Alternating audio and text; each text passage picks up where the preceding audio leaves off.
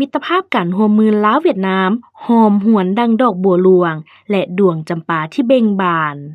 ในเวลาที่ทานเลื้องเกืองประธานประเทศโซเวียดนามได้เยี่ยมยามทั้งรัฐกิจอย่างเป็นทางการอยู่ลาวตามคำซื้นของทานทองลุ้นศรีสุริตประธานประเทศสปปลาวเมื่อวันที่24 25เดือนเมษายน2025ซึ่งทานเลื้องเกืองได้กล่าวสูนท้อนโพดในเวทีพบปะมิตรภาพลาวเวียดนามในหัวข้อ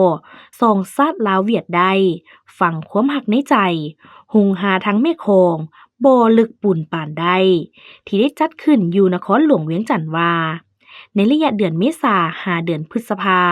การนำและประชาชนสองประเทศพวกเฮา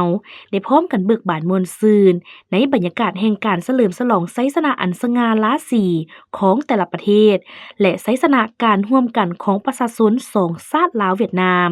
พวกเฮายิ่งจดจำล้ำลึกถึงบุญคุณผลงานการประกอบส่วนของบรรดาผู้นำที่แสนเคารพรักของพวกเฮาเป็นต้นแม่นประธานโฮจิมินห์ประธานไก่สอนพรหมวิหารประธานสุภานุวงศ์พร้อมด้วยบรรดาวิรชนบรรดาสหายเพื่อนรบนักรบของสองประเทศที่ได้เสียสละชีวิตเพื่อภารกิจต่อสู้ปลดปล่อยชาติเพิ่มพูนคุณสร้างสายพัวพันมิตรภาพอันยิ่งใหญ่ความสามัคคีพิเศษการร่วมมือรอบด้านระหว่างเวียดนามและลาวและเวียดนามประธานโฮจิมินห์ผู้ยิ่งใหญ่ผู้ริเริ่มได้วางรากฐานให้แก่สายพัวพันมิตรภาพและความสามัคคีพิเศษสายพัวพันเวียดนามและลาวได้ประพันธ์บทกลอมตะที่ว่าฮักหอมกันไหมมันลายสันพูก็ปีนไตลายน้ำใหญ่และโคกคอยขวางกั้นก็ดุงไปสองชาติลาวเวียดได้ฝังความหักในใจหงหาทั้งแม่คงบ่เลิกปุ่นปานใดประธานไก่สอนพรหมวิหารก็ได้มีคำเว้าที่มีชื่อเสียงได้ชื่อว่าถึงว่าภูจะถึกเสาะเจือนและน้ำเสจะเหือดแห้งแต่สายพัวพันมิตรภาพลาวเวียดนามจะมั่นคงขนงแกนสั่วกาลนานทุกๆไสสนะของการต่อสู้ปลดปล่อยชาติในเมื่อก่อนก็คือภารกิจสร้างสรรค์และปกปักรักษาประเทศชาติเวียดนามในปัจจุบันแม้นล้วนแต่ได้รับการสนับสนุนอันล้ำค่าจากประชาชนลาวอ้ายน้องข้าพเจ้ายังรู้สึกจดจำและรู้สึกประทับใจอย่างยิ่งในเวลาสหายทองลุ้นศรีสุริตได้เว้าถึง4คำน้ำใจในสายพัวพันมิตรภาพอันยิ่งใหญ่และสายพัวพันความสามัคคีอันยิ่งใหญ่ระหว่างประชาชนสองชาตินั้นแม่นน้ำใจแห่งความเป็นสหายความเป็นอ้ายน้องความสามัคคีพิเศษและความเป็นเพื่อนพวกข้าพเจ้ามีพันธะหน้าที่ในการถ่ายทอดพลกรรมประวัติศาสตร์อันสง่าองอาจนี้ให้แก่คนรุ่นหนุ่มเพื่อเข้าใจอย่างจะแจ้งถึงคุณค่าความสามัคคีพิเศษระหว่างเวียดนามและลาวประธานโฮจิมินห์ได้ยืนยันว่าประชาชนสองชาติเวียดนามและลาวร่วมดำรงชีวิตอยู่พื้นแผ่นดินอันเดียวกันก็มีสายผู้หลวงร่วมกันประชาชนสองชาติพึงพาอาศัยกันช่วยเหลือกันคืออ้ายน้องพวกเขาสามารถยืนยันได้ว่า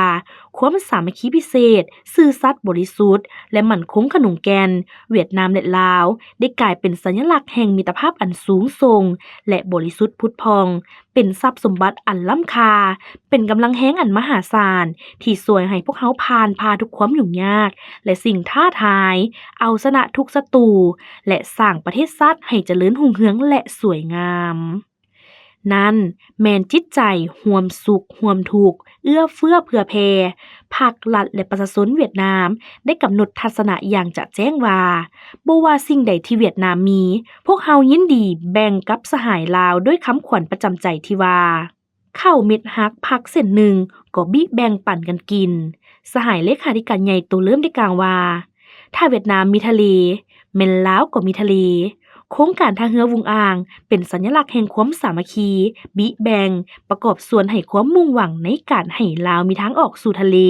เพื่อสุขยุการพัฒนาเศรษฐกิจสังคมลาวได้เป็นความจริงนั่นแม่นการเพิ่มพูนคุณสร้างสายพัวพันมิตรภาพอันยิ่งใหญ่ความสามัคคีพิเศษและการร่วมมือรอบด้านเวียดนามและลาวอย่างบ่หยุดยั้ง ความเชื่อมั่นทางด้านการเมือง การร่วมมือทางด้านเศรษฐกิจ และการลงทุน การแลกเปลี่ยนไปมาหาสู่ของประชาชนแม่นจุดพ้นเด่นในการพัวพันระหว่างสองพรรครัฐและประชาชนสองชาติพิเศษ เวียดนามจะยกสูงคุณภาพการศึกษา บำรุงสร้าง และพัฒนาทรัพยากรมนุษย์ให้แก่ลาวช่วยเหลือในการสร้างยุทธศาสตร์พัฒนาเศรษฐกิจสังคมของลาวระยะ 2026 หา 2035 และมีวิสัยทัศน์ฮอดปี 2045 ประกอบส่วนเข้าในการพัฒนาแบบยืนยงของดินแดนดอกจำปาที่สวยงาม บทความโดย ผาตุง